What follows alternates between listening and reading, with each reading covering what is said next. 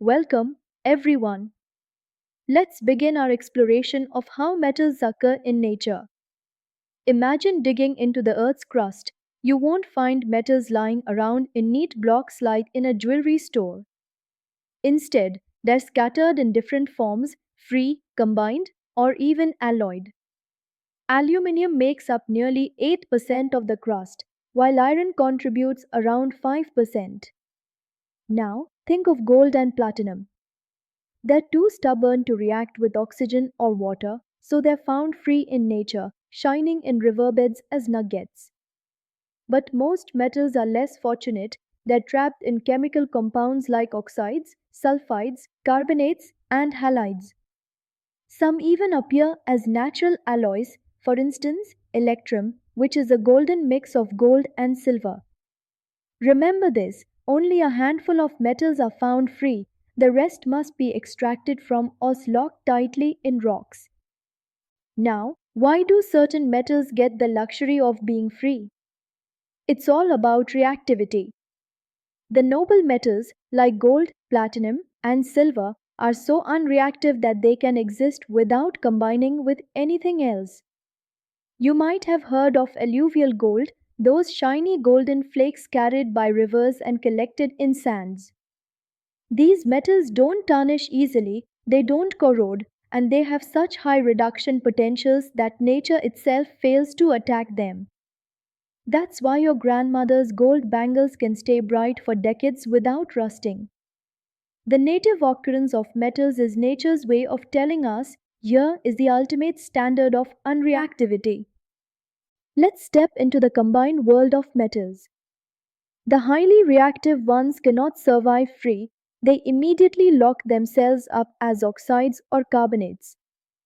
For example, aluminium is found as hydrated aluminium oxide written as a L2O3.2H2O, which we call bauxite.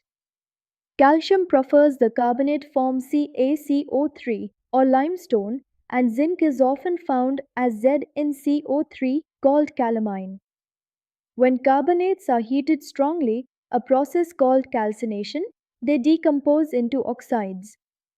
For instance, MCO3 breaks down on heating to form MO plus carbon dioxide gas. That is why we see bubbles of gas escaping when certain mineral samples are roasted in the lab furnace. So, if you find an ore fizzing out carbon dioxide when treated, you're most likely holding a carbonate.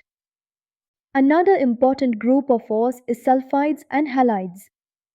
Lead occurs as PbS, called galena, zinc as ZNS, sphalerite, and iron as FeS2, also known as fool's gold or pyrite. These sulfide ores are usually found deep underground, where reducing conditions protect them from oxidation. On the other hand, halide ores like NaCl or common salt and KCl, called sylvite, are formed in dry, evaporated seabeds.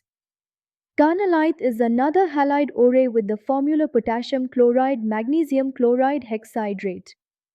Imagine an ancient salty sea drying up in the sun, layer upon layer of salt deposits would form, eventually giving us these halide ores. So, climate and geology both play a huge role in deciding how metals are stored underground. Now, here comes the clever part. Metallurgists classify ores according to the reactivity of the metals. Why? Because this tells us the easiest way to extract them. Highly reactive metals like sodium, potassium, and calcium are usually trapped as chlorides or carbonates. These need energy intensive processes like electrolysis for extraction. Moderately reactive metals such as zinc and iron occur as sulfides or oxides, and we can reduce these with carbon or heat after converting sulfides into oxides. Finally, the least reactive ones, such as gold and platinum, occur natively, and we can separate them with minimal effort. So, always remember the type of ore is nature's clue to the right metallurgical method.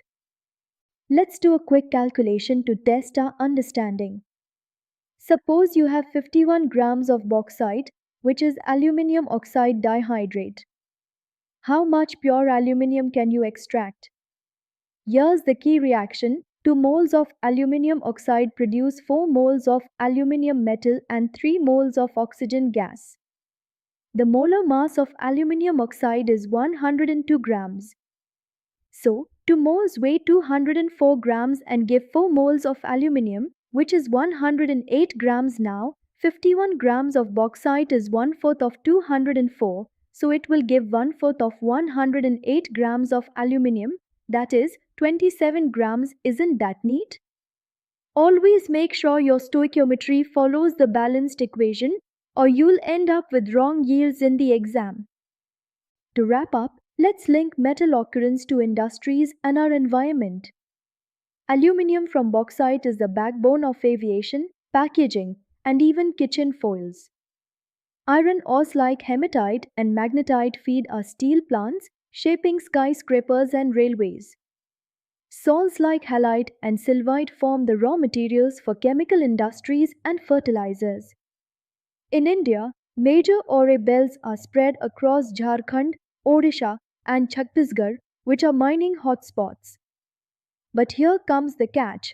Overmining leads to deforestation, soil erosion, and depletion of groundwater. So while metal ores are vital for development, sustainable mining is equally important. And that's the big picture. The chemistry of how metals occur in nature is not just about formulas, it's about shaping civilizations while caring for the planet.